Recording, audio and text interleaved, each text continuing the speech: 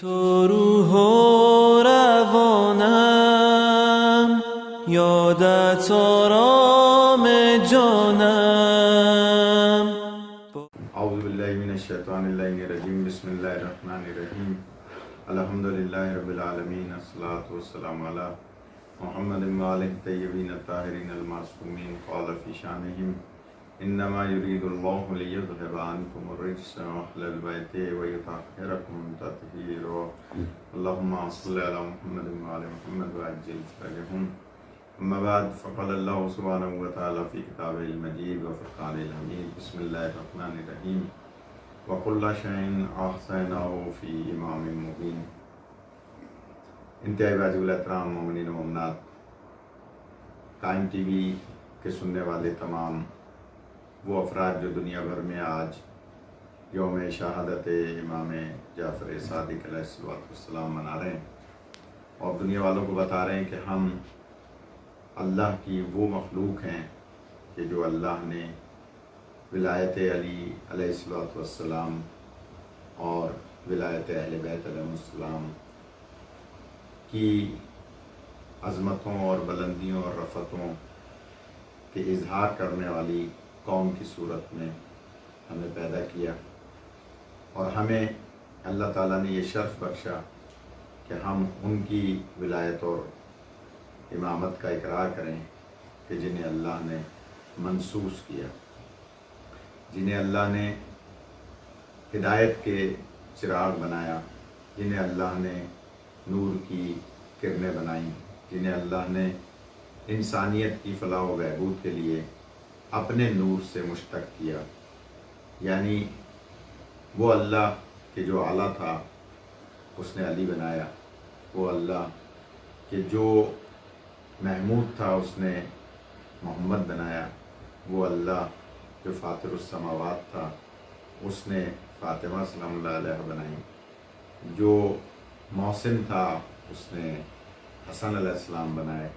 اور جو قدیم الاحسان تھا اس نے حسین ابن علی بنائے. اور پھر چادر تطہیر میں ان پانچ کو لے کر امام حسین علیہ السلام کے ذریعے سے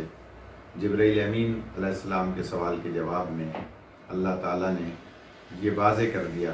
کہ تمہیں یہ پانچ نظر آ رہے ہیں، میرے نزدیک یہ 14 ہیں. اور وہ یہ کہہ کر کہ ہم فاطمہ و ابوہا و بالوہا و بنوہا، یہ لفظ بنوہا بتا رہا ہے کہ یہ 2 بچے نہیں ہیں، ورنہ ابنان کہے جاتے. اللہ نے بنو کہہ کر بتا دیا کہ یہ 5 کی شکل میں 14 ہیں جو چادر کے نیچے موجود ہیں. اور یہ وہ صاحبان تطہیر ہیں کہ جو قیامت تک اللہ کی توحید اور دین مبین کی تبلیغ و تشریح کرتے رہیں گے. آج جس امام مبین کیا ہم یوم منا رہے ہیں، انہی امام سے کسی نے پوچھا تھا کہ یا امام یہ فرمائیے کہ بہت سارے لوگ آپ کی خوشی میں خوشی کرتے ہیں، آپ کے غم میں غم مناتے ہیں، لہذا سبب کیا ہے؟ امام فرماتے ہیں بہت اچھا سوال ہے، اور یہ میرا پیغام، میرا جواب سینہ بسینہ لوگوں تک پہنچانا کہ یاد رکھو جو ہمارے فضائل اور ہماری خوشی کے دنوں میں خوش ہوں اور ہمارے غم کے دنوں میں غم منائیں. جان لو کہ اللہ تعالیٰ نے ان ہمارے محبوں کی روحوں کو ہم اہل بیت علیہ السلام کی جسموں کی بچی ہوئی طینت سے بنایا ہے. اس کا مطلب یہ ہوا کہ محبان اہل بیت علیہ السلام کی روحیں اہل بیت علیہ السلام کے جسموں کی بچی ہوئی طینت سے بنی ہیں. اگر ہم اس پہ غور کریں تو ہمارے جسموں کو موت ہے، ہمارے نفس کو موت ہے، لیکن روح کو موت نہیں ہے. اور ہماری روح بنی ہے 14 کے جسموں کی بچی ہوئی طینت سے. تو اس کا مطلب یہ ہوا کہ جب 14 کی جسموں کو موت نہیں ہے، جن کی بچی ہوئی طینت سے ہماری روح بنی ہے، تو اس کا مطلب ہے ہماری روحوں کو موت نہیں ہے. اب یہ علیحدہ سوال ہے کہ پھر آج ہم شہادت کا دن کیوں منا رہے ہیں جب ان کے جسموں کو موت نہیں ہے؟ تو اسی لیے نبی پاک صلی اللہ علیہ وآلہ وسلم فرماتے ہیں کہ اگر ہم 14 کو تلوار یا زہر سے شہید نہ کیا جائے تو ہماری موت ہی واقع نہ ہو، یہ بتانے کے لیے کہ ہمارے جسم تمہارے سے جسم نہیں ہے، ہماری روح تمہاری سے روح نہیں ہے۔ جب ہمارے جسموں کی بچی ہوئی طینت سے تمہاری روح بنی ہے تو اس کا مطلب یہ ہوا کہ ہماری روحوں کو اللہ نے کتنا اعلیٰ بنایا ہوگا۔ تو بس جو ان کی خوشی میں خوشی کرے، ان کے غم میں غم منائے، سمجھ لے وہ خوش قسمت ہے کہ جس کی روح کو اللہ نے چہارہ معصومین کی جسموں کی بچی ہوئی طینت سے بنایا۔ اور یہ امام کہ جن کا نام مبارک جعفر صادق علیہ السلام، نام جعفر اور مشہور لقب صادق۔ جعفر لوگ نام رکھ لیتے ہیں لیکن معنی کا، حقیقی معنی کا بہت سے لوگوں کو پتہ نہیں ہوتا۔ خود کسی نے پوچھا تھا امام جعفر صادق علیہ السلام سے کہ لفظ جعفر کی معنی کیا ہے، تو آپ نے فرمایا تھا جنت میں اللہ تعالیٰ نے ایک نہر بنائی ہے جس کا نام جعفر ہے، یعنی جنت کی نہروں کے ناموں میں سے ایک نام ہے جعفر۔ اس کا مطلب یہ ہوا کہ جو امام جعفر صادق علیہ السلام کی ولایت کا، امامت کا اور آپ کی عظمت کا اقرار کرے گا اور ان کو منصوص من اللہ مانے گا، وہ جنت کی اس نہر سے سیراب ہوگا جس نہر کا نام ہی جعفر ہے۔ اور صادق علیہ السلام اس لیے کہ رسول پاک صلی اللہ علیہ وآلہ وسلم نے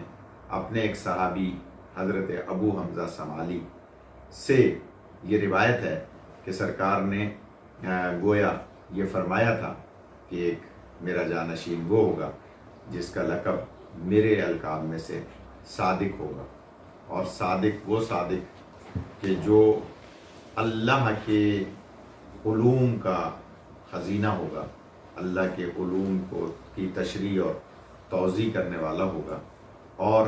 صادق کی ایک لغوی معنی روشن معجزات والا، کھلی کتاب کی طرح وہ کہ جس کو، اور پھر ایک فخریہ جملوں میں امام جعفر صادق علیہ السلام فرماتے ہیں کہ میں وہ ہوں کہ جس کا نام جعفر ہے جو جنت کی نہروں میں سے ایک نہر ہے، میں وہ ہوں کہ جو روشن معجزات کا حامل ہوں، میں شبر و شبیر کا فرزند ہوں، اور میں چاہوں تو مسجد کی میناروں کو آسمان تک پہنچا دوں، میں چاہوں تو سمندر میں آگ لگا دوں، میں چاہوں تو زندہ کو مردہ بنا دوں، میں چاہوں تو مردے کو زندہ بنا دوں، میں فخر عیسیٰ ہوں، اللہ کا میں صفات کا مظہر ہوں۔ اس کا مطلب یہ ہوا کہ ائمہ علیہ السلام جو فخر عیسیٰ ہیں، مردوں کو زندگی دیتے نظر آتے ہیں، یہ وہ ہیں کہ جو چاہیں تو، اور مثال ملتی ہے کہ منصور دوانیکی نے ایک مرتبہ کچھ جادوگروں کو بلایا تھا اور اس نے کہا تھا کہ تم ایک ایسی شخصیت کو روب میں لاؤ کہ جنہیں میں چاہتا ہوں کہ وہ میرے دربار میں آ کے نعوذ باللہ خفت محسوس کریں اور انہیں شرمندگی ہو۔ لہذا جادوگروں نے کہا کہ ہم تو ہیں ہی ان جادوگروں کی نسل سے کہ جو موسیٰ کے دور میں گویا جادوگر تھے اور جو فرعون کے پالے ہوئے جادوگر تھے، ہم ان کی نسل سے ہیں، ہم منٹوں میں لوگوں کو مبہوت کر دیا کرتے ہیں۔ تو کہا اچھا، پھر ایک ایسی شخصیت کو میں بلاؤں گا، تم انہیں نعوذ باللہ میرے دربار میں نقل کفر نباشت شرمندہ کر کے دکھاؤ۔ تو انہوں نے کہا اچھا ٹھیک ہے۔ انہوں نے کچھ مٹی سے مورتیاں بنائیں جانوروں کی، اور ایسے جانوروں کی کہ جو جانور بہت زیادہ ڈر اور خوف کی علامت ہوا کرتے تھے، اور اس کے بعد کہا کہ جیسے ہی وہ شخص یہاں آئے گا اس دربار میں جسے تم مروب کرنا چاہتے ہو، تو یہ مورتیاں پکاریں گی، بولیں گی، چلائیں گی جادو کے زور سے، اور اس وقت وہ شخص یا تو بے ہوش ہو جائے گا یا مر جائے گا۔ منصور نے کہا ٹھیک ہے، میں تمہیں بہت بڑا انعام و اکرام دوں گا اگر تم نے ایسا کیا۔ اور وہی ہوا کہ پلاننگ کے تحت جب منصور نے ان تمام جادوگروں کو اپنے دربار میں بلا لیا اور وہ اپنی اپنی مورتی کے سائے میں چھپ کر بیٹھ گئے، اور وہ بڑی بڑی مورتیاں جو کہ کئی ہفتوں بنائی گئیں، پھر انہیں سکھایا گیا، اور وہ جیسے ہی امام صادق علیہ السلام اس دربار میں داخل ہوئے کہ جو پلاننگ کے تحت امام کو بلایا گیا تھا، تو اس وقت وہ جادوگر ایک کوئی اپنے منہ سے کچھ پڑھتے ہیں، کچھ منتر، اور اس کے بعد وہ تمام مورتیاں جو ہیں وہ چلانے لگی اور آوازیں نکالنے لگی۔ اس وقت امام علیہ السلام کے ہاتھ میں ایک عصا تھا، وہ عصا آپ نے جب وہاں پھینکا تو وہ عصا اژدہا بن گیا اور تمام ان مورتیوں کو، ان پکارنے والے جانوروں کو اپنے اندر نگل گیا اور لپک رہا تھا منصور کی طرف۔ تو منصور چلانے لگا اور مولا سے کہتا ہے کہ اے صادق علیہ السلام مجھے بچائیں، میں معافی مانگتا ہوں، اور ساتھ کے ساتھ ان جادوگروں کو اس عصا نے کھا لیا جو مولا صادق علیہ السلام کے ہاتھ میں، جو اس وقت اژدہا بن گیا تھا۔ اور اس وقت جب وہ چلایا تو مولا نے اشارہ کیا اور وہ عصا واپس عصا ہو گیا۔ تو منصور نے کہا کہ ٹھیک ہے، یہ جادو کی مورتیاں تو آپ کے عصا نے معجزے سے کھا لی، کم از کم ان جادوگروں کو تو واپس کرا دیں۔ تو اس وقت امام مسکرا کے فرماتے ہیں کہ اگر حضرت موسیٰ کے عصا نے اور حضرت موسیٰ کے عصا بن جانے والے اژدہا نے ان جادوگروں کو واپس نکال دیا ہوتا تو میں بھی انہیں واپس نکال دیتا۔ لہٰذا پتہ یہ چلا کہ یہ وہ ہیں کہ جو اگر دعویٰ فرما رہے ہیں کہ ہم دن کو چاہیں تو رات بنا دیں، چاہیں رات کو دن بنا دیں، تو یہ بنا دیں کا مطلب کیا ہے؟ اللہ کے دیے ہوئے اختیار سے۔ یہ وہ معصوم ہیں کہ جو اللہ انہیں اختیار دیتا ہے، کیونکہ امام وہ ہوتا ہے جو دنیا میں کسی سے مرعوب نہیں ہوتا۔ امام وہ ہوتا ہے کہ جو دنیا میں کسی کے سامنے کبھی بھی پست قد نہیں ہوتا۔ اگر کتنا ہی کوئی دراز قد آ جائے تو مولا اس سے قد میں بلند ہو جایا کرتے ہیں۔ لیکن اگر جنگ خیبر میں جو خندق کھدی ہوئی تھی اس میں اگر مولا کودے تھے تو یہ بھی معجزہ دکھانا مقصد تھا کہ خندق بہت گہری ہے، اور مولا نے اپنے ہاتھوں پر در کو لیا ہوا تھا اور مولا معجزے سے ہوا پر معلق تھے، یہ بتانے کے لیے کہ ہم وہ ہیں کہ جو زمین کی کشش کو اپنے پیروں سے کھینچ لیا کرتے ہیں۔ اور جناب سلمان فارسی نے سوال کیا تھا کہ علی علیہ السلام کے ہاتھوں میں اتنی طاقت ہے کہ آپ اتنا بھاری در اٹھائے ہوئے ہیں، پھر ادھر ملاتے ہیں میدان کی طرف، صحابہ کو سوار کراتے ہیں اور ادھر ملاتے ہیں اور خیبر کے قلعے میں داخل کر دیتے ہیں، کیونکہ دروازہ اتنا بڑا ہونے کے باوجود خندق سے کی چوڑائی سے چھوٹا تھا۔ تو اس وقت رسول پاک نے فرمایا تھا کہ تم علی کے ہاتھوں کو دیکھ رہے ہو، ذرا علی کے پیروں کو دیکھو۔ تو یہ جو قد والی بات ہے کہ خندق گہری تھی، اونڈی تھی، گہری تھی، اور مولا علی علیہ السلام کے قدموں کا معجزہ دکھانا مقصد تھا اور یہ بتانا مقصد تھا۔ اس سے دنیا والوں نے کسی ایک پروگرام میں اس گفتگو سے غلط نتائج لیے اور اس کو پھر مذمت کے طور پر بیان کیا۔ ہم یہ بتا دینا چاہتے ہیں کہ مولا علی علیہ السلام جب رسول پاک کے بستر پہ سوئے تھے تو آپ وہ چادر اوڑھ کے سوئے تھے کہ کفار نہیں پہچان سکے تھے کہ نبی سو رہے ہیں یا علی سو رہے ہیں، جبکہ نبی پاک کے مقابلے میں مولا علی علیہ السلام کی جسمانی ساخت ظاہر ہے کہ اس انداز سے آپ وسیع ہیں۔ تو مگر جب معجزہ دکھانے کی باری آتی ہے تو پھر یہ بڑے بڑے قد والوں سے قدآور ہو جایا کرتے ہیں، اور جب معجزہ دکھانے کی باری ہوتی ہے تو یہ گہری خندق میں اپنے آپ کو ہوا پر معلق کر لیتے ہیں۔ یہ صاحبان معجزہ ہیں۔ لہذا یہ صادق علیہ السلام بھی کیونکہ امام ہیں، منصوص من اللہ ہیں، اولاد نبی اور علی ہیں، لہذا آپ نے دنیا والوں کو بتایا کہ دیکھو ہم وہ امام ہیں کہ جو جادوگروں کو اپنے عصا کے ذریعے سے ختم کر دیا کرتے ہیں، جیسے موسیٰ علیہ السلام کے دور میں فرعون کے جادوگروں کو آپ نے ختم کیا تھا۔ آپ چھٹے امام ہیں اور 8ویں صاحب عصمت ہیں۔ آپ کی والدہ گرامی جناب ام فروہ جو بیٹی ہیں جناب قاسم کی، اور جناب قاسم بیٹے ہیں حضرت محمد کے، اور محمد بیٹے ہیں حضرت ابی بکر کے، یعنی محمد ابن ابی بکر کے بیٹے قاسم اور قاسم کی بیٹی جناب ام فروہ جو ماں ہیں امام جعفر صادق علیہ السلام کی۔ اور یہ محمد ابن ابی بکر وہ ہیں کہ جنہیں مولا صادق علیہ السلام کی گویا ماں کے گویا دادا، جنہیں مولا علی علیہ السلام نے اپنا بیٹا قرار دیا تھا کہ محمد ابی بکر کی صلب سے میرا بیٹا ہے۔ اور اسی طرح سے امام جعفر صادق علیہ السلام کے بہت سارے ایسے شاگرد تھے کہ جنہیں مولا اپنا بیٹا قرار دیا کرتے تھے، جن میں خاص طور پر آپ دیکھیے کہ بڑے بڑے نام جو کہ امام صادق علیہ السلام کے شاگرد قرار پائے، جن میں جابر ابن حیان جو مشہور سائنسدان اور مشہور گویا حساب دان ہیں۔ اسی طرح سے امام جعفر صادق علیہ السلام کے مشہور شاگردوں میں خود مسلمانوں کے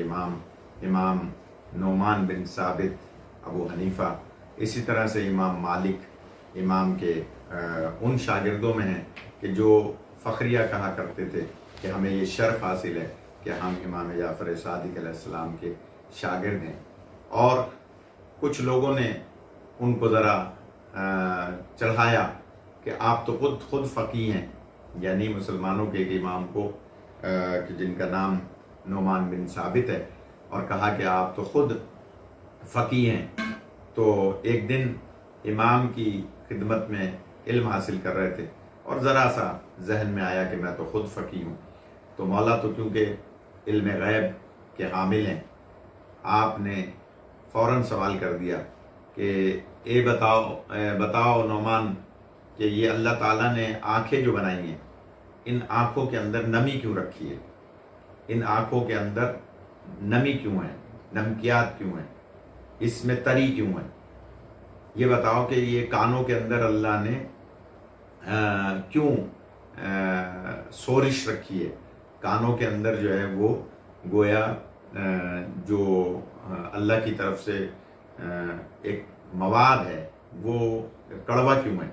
یہ بتاؤ کہ اللہ نے ناک کے اندر رطوبت کیوں رکھی ہے؟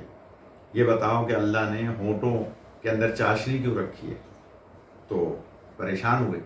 کہنے لگے یا امام مجھے نہیں علم۔ آپ نے فرمایا پھر تم دل میں یہ سوچ رہے تھے کہ تم بہت بڑے فقیہ ہو، تو بتاؤ کہ یہ اللہ نے چیزیں کیوں رکھی ہیں؟ اس وقت امام نے فرمایا تھا سنو، اگر آنکھوں کے اندر تری نہ ہوتی تو یہ ایک طرح سے پتھر کا ڈیلا ہو جاتے، یعنی ایک پتھر کا ٹکڑا ہوتی اور ذرا سی چوٹ لگتی، ذرا سا جھٹکا لگتا اور یہ ٹوٹ جاتی، تو آنکھیں ٹوٹ جاتی۔ امام نے فرمایا کہ اللہ نے اس میں نمی اس لیے رکھی تاکہ یہ محفوظ رہیں۔ فرمایا کہ ناک میں رطوبت اس لیے رکھی ہے تاکہ خوشبو اور بدبو کا پتہ چلتا رہے۔ اگر ناک میں خشکی ہوتی تو سانس لینے میں دشواری ہوتی، اس لیے اللہ تعالیٰ نے رطوبت رکھی ہے۔ پھر ناک کے اندر چھوٹے چھوٹے بال رکھے ہیں تاکہ ان رطوبت کو رو کے رکھے، وہ ہر وقت بندے کی ناک سے رطوبت بہتی نہ رہے۔ اور یہ حکمت تھی تاکہ خشکی ہو جائے گی تو پھر سانس لینے میں دشواری ہوگی۔ آپ نے دیکھا ہے کہ جو بہت سارے لوگ ناک کی تکلیف میں مبتلا ہوتے ہیں، ان کی ہڈی بڑھ جاتی ہے تو ان کو سانس لینے میں دشواری ہوتی ہے، کیوں کہ وہ راستہ گویا سانس لینے کا بند ہوا۔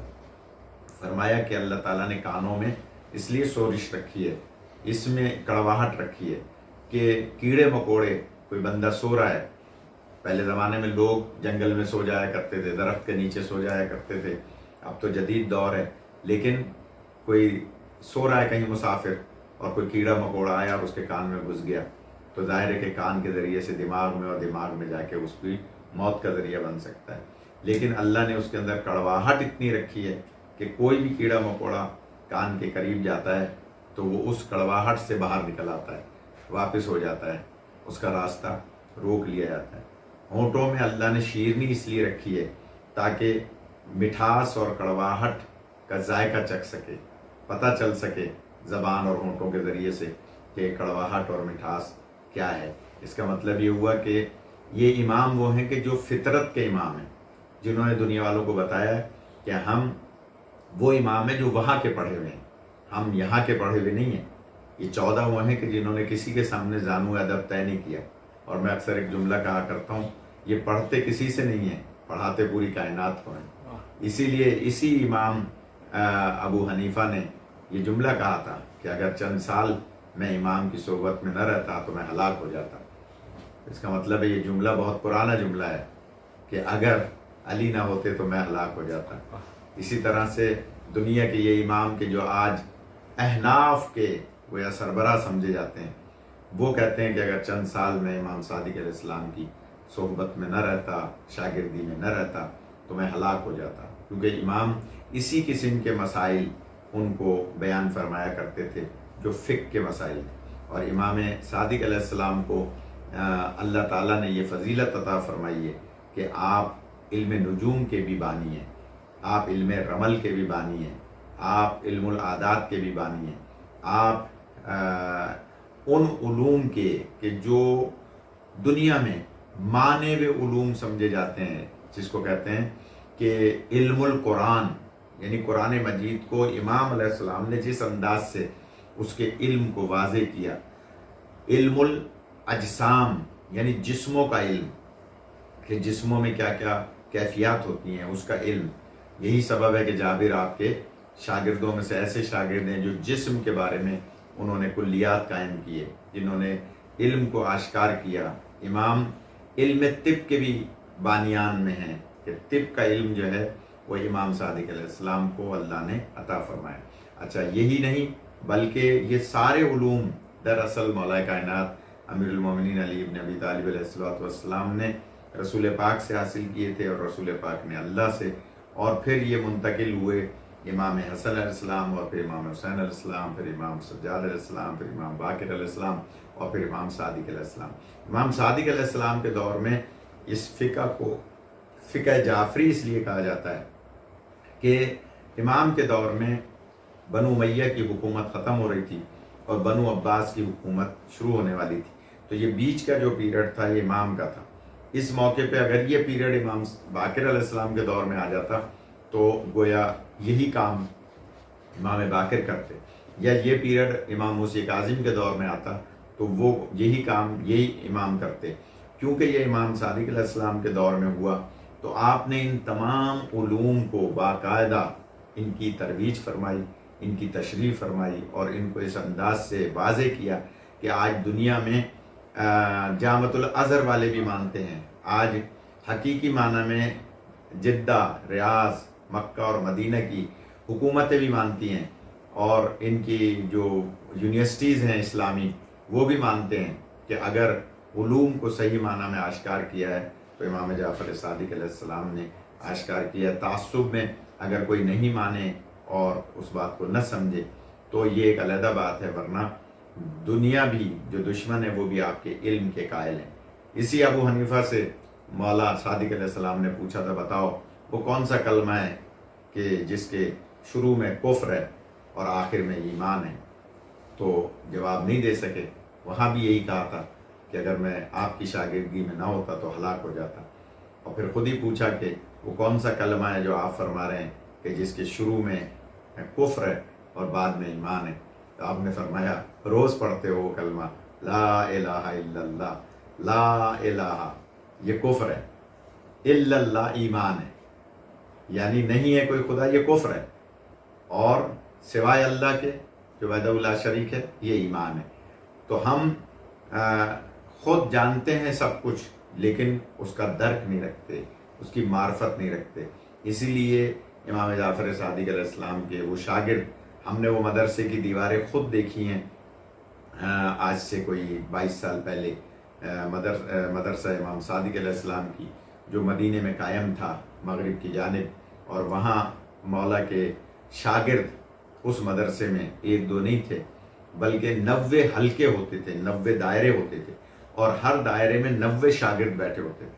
تو اندازہ لگائیے کہ کتنے شاگرد امام کے بیک وقت امام سے فیض حاصل کر رہے ہوتے تھے۔ اور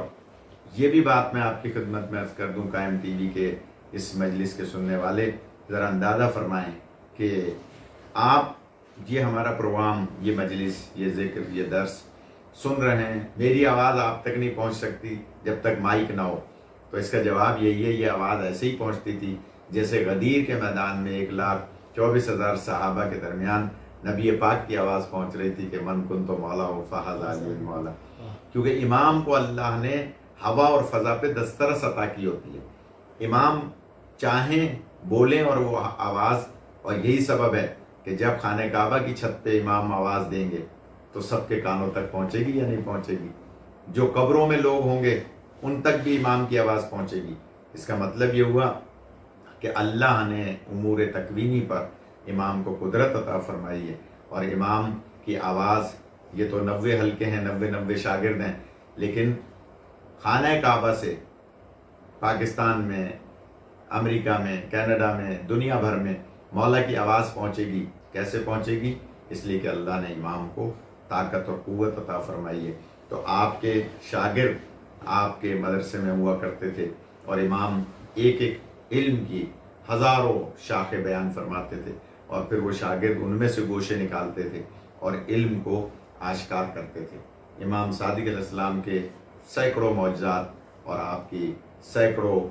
واقعات تاریخ میں موجود ہیں کہ کس کس انداز سے مولا نے دنیا والوں کو علم پہنچایا اور فیض پہنچایا۔ دہریے آیا کرتے تھے، کہتے تھے کہ ہم اللہ کو نہیں مانتے۔ امام فرماتے ہیں اچھا تم یہ بتاؤ کہ کیوں نہیں مانتے؟ کہیں خود بخود دنیا مارز وجود میں آ گئی، خلقت تو میں بھی کر سکتا ہوں، پیدا تو میں بھی کر سکتا ہوں۔ امام نے فرمایا اچھا پیدا کر کے دکھاؤ۔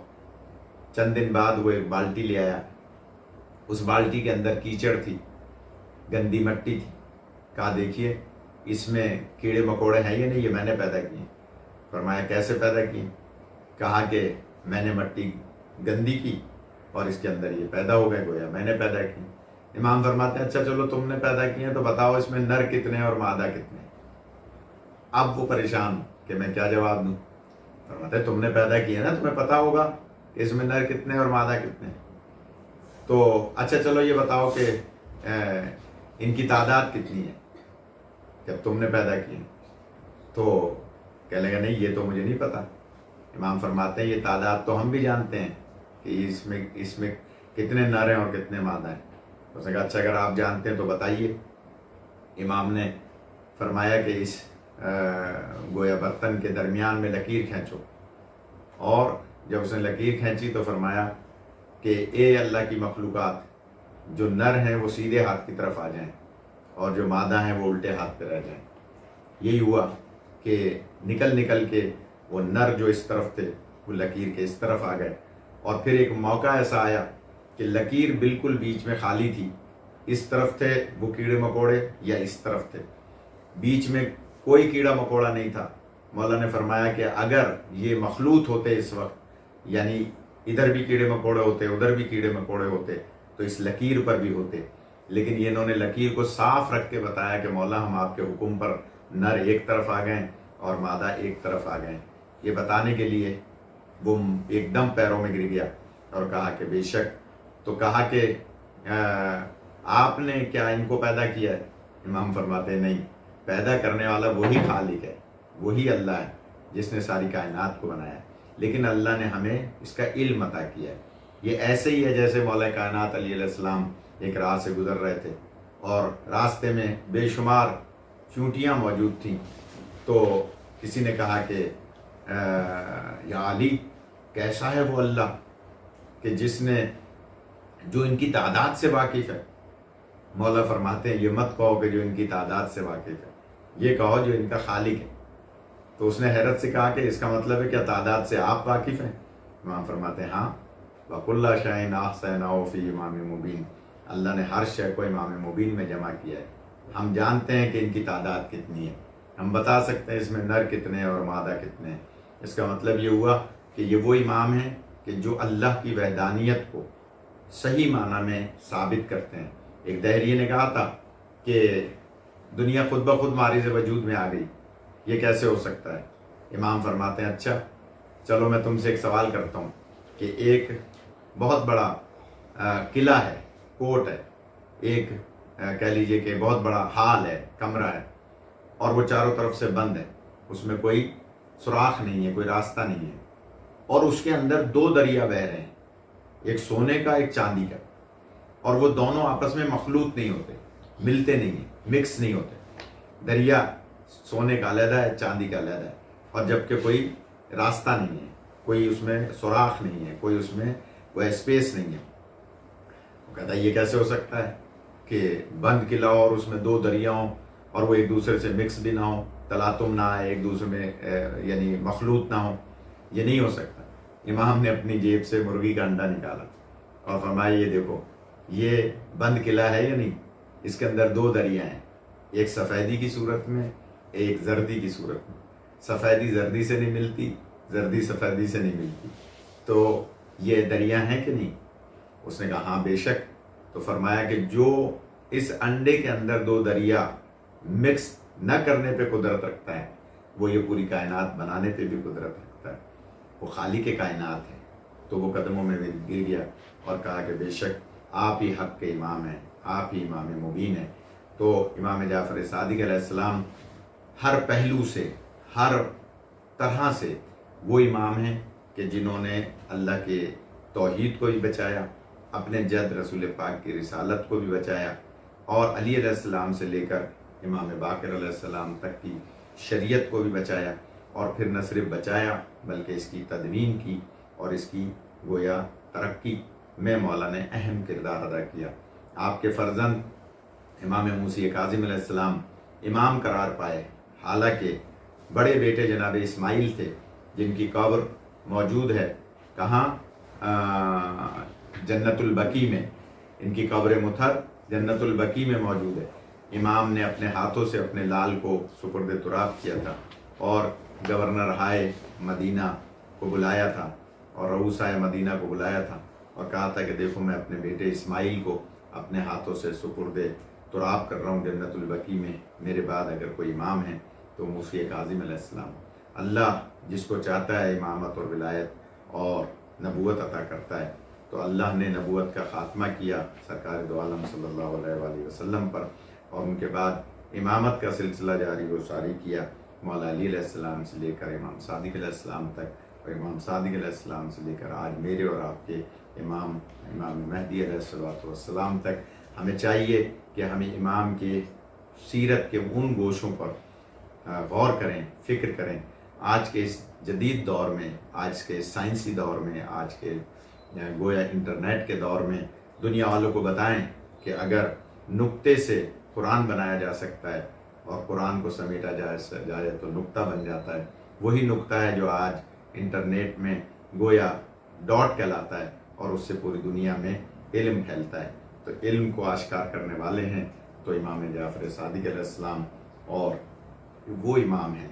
کہ جن کو اللہ نے منصوص کیا، منصوص من اللہ بنایا۔ اور امام تبلیغ فرما رہے تھے، دنیا کو علم کے دور دور سے لوگ آتے تھے، آپ سے فیض حاصل کرتے تھے۔ آپ معجزات کے ذریعے سے بھی ان لوگوں کو بتاتے تھے جو خدا کو نہیں مانتے تھے، جو رسول پاک کی رسالت کے قائل نہیں تھے، جو دہریے تھے، جو عیسائی اور یہودی اور پارسی اور ایسے لوگ کہ جو دین کو غلط وے میں لے جاتے تھے۔ درباروں میں جا کے یہ اہل بیت علیہ السلام اسلام کو بچاتے تھے، حکمرانوں کو نہیں بچاتے تھے۔ یہ تبلیغ دین اور ترویج دین کرتے تھے، کیوں؟ یہ وہاں کے پڑھے ہوئے تھے۔ اور یہی سبب ہے کہ اب جب یہ دن آیا، یعنی آج 15 شوال کو آپ امام جعفر صادق علیہ السلام کی شہادت کا دن گویا منا رہے ہیں، لیکن آج سے 3 دن پہلے منصور دوانیکی نے امام جعفر صادق علیہ السلام کو زہر دلایا، اور زہر دلانے کے بعد آپ کے جسم میں جب زہر سرائیت کر رہا تھا تو آپ نے ایک 5 رکنی کمیٹی بنائی تھی، جس میں اپنے مدرسے، اپنے باغات اور اپنے تمام تر اثاثوں کا انہیں گویا وارث قرار دیا تھا۔ اور اس میں راز تھا کہ اس میں پہلا نام منصوری کا لکھا تھا، دوسرا نام گورنر کا لکھا تھا، تیسرا عبداللہ شریف مدینہ کا لکھا تھا، چوتھا جناب بی بی حمیدہ خاتون کا لکھا تھا جو کہ زوجہ تھیں آپ کی، اور 5واں نام امام موسیٰ کاظم علیہ السلام کا، تاکہ موسیٰ کاظم کی امامت بچ جائے، حمیدہ بیچ میں گویا ڈھال بن جائیں، شریف مدینہ ڈھال بن جائے۔ گورنر کو اور منصور کو قتل کوئی کر نہیں سکتا تھا اس دور میں، لہٰذا جب یہ خبر منصور تک پہنچی کہ امام جعفر صادق علیہ السلام کو زہر گورنر نے دلا کر اور آپ کو شہید کر دیا، تو اس نے حکم دیا کہ جس کو بھی وارث بنایا ہے اس کا سر قلم کر کے مجھ تک بھیج دو۔ تو اس نے گورنر نے ایک پیغام بھیجا، سلمان نامی گورنر نے، کہ کس کو قتل کریں؟ پہلا وارث اثاثوں کا تجھے بنایا ہے، دوسرا مجھے بنایا ہے، تیسرا شریف مدینہ کو بنایا ہے، اور چوتھا حمیدہ بی بی کو بنایا ہے، اور پانچواں موسی کاظم علیہ السلام کو۔ اس طرح سے امام نے آنے والے امام کی حفاظت فرمائی کہ منصور کہیں میرے بیٹے اسماعیل کا نام شروع کرا کے اسماعیلی فرقے کی ابتدا نہ کر دے۔ اور اس نے سازش کی بھی، اور وہ اپنی سازش میں کسی حد تک کامیاب بھی ہوا، لیکن امام نے جو اللہ کے بنائے ہوئے امام موسی کاظم علیہ السلام تھے، ان کی امامت کو جاری و ساری فرمایا۔ اور اس طرح سے جب امام کو زہر ملی اور امام موسی کاظم علیہ السلام اپنے بابا کو غسل و کفن دے رہے تھے، تو اس وقت بابا کے لب ہل رہے تھے، گویا بتانا چاہتے تھے کہ بیٹا موسی کاظم، مجھے زہر ملی ہے، میرے جسم میں زہر سرائیت کر گئی ہے، میرا جسم گویا پیلا اور ہرا ہو گیا ہے، لیکن اے موسی کاظم، اس جد کو یاد کرو، اس امام کو یاد کرو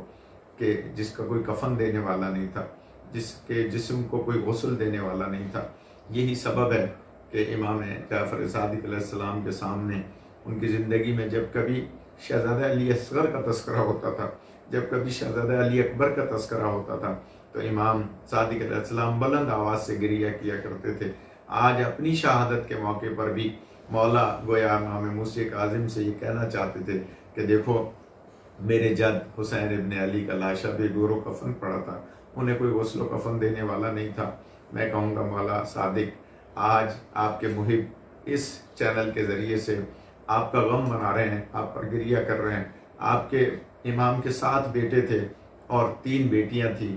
امام کی 10 اولادیں تھیں، ہر ایک آ کر امام کو کا پرسہ ان بچوں کو دے رہا تھا مدینے میں، لیکن میں کہوں گا یہی تو مدینہ تھا کہ جہاں سے جب مولا حسین نے سفر کیا تھا تو مولا حسین کا کوئی ساتھ اس انداز میں دینے والا نہیں تھا کہ یہ کہتا کہ مولا آپ فکر نہ کریں، آپ مدینہ